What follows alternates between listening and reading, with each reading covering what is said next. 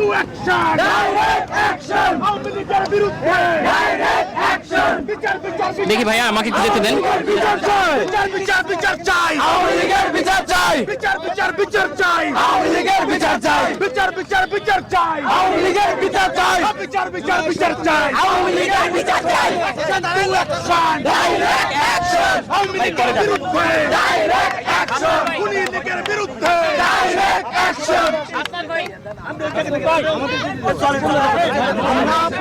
ভাই সবাই শুনেন, এখানে বসে বসে বিজনেসের মাধ্যমে হচ্ছে আওয়ামী পুনর্বাসন চলবে আর আমরা বসে থাকবো, আমরা বসে থাকবো।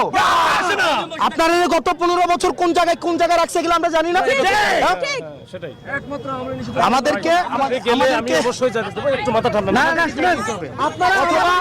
আপনাদের দুটো অপশন, হয় আমাদেরকে গুলি করতে হবে, আমরা তো আপনাদের সমস্যা, আমরা সমস্যা না করে আপনারা আওয়ামী লীগ পুনর্বাসন করতে পারতেছেন না।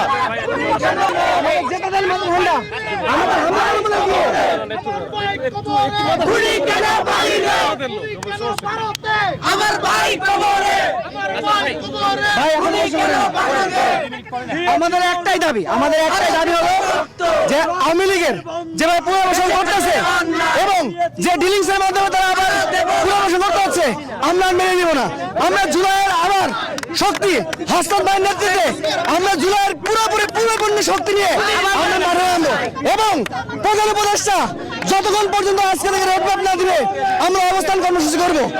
এর জন্য যদি পুলিশ গুলি চালায়, পুলিশ বাধা দেয়, আমরা আবার আবু সাইদের মতো দুই হাত উৎসাহিত করে বুক পেতে দিব। আমরা স্বেচ্ছায় শহীদ পালন করে নিব, কিন্তু এই বাংলার জমিনে আর আওয়ামী লীগকে পুনর্বাসন করতে দিব না।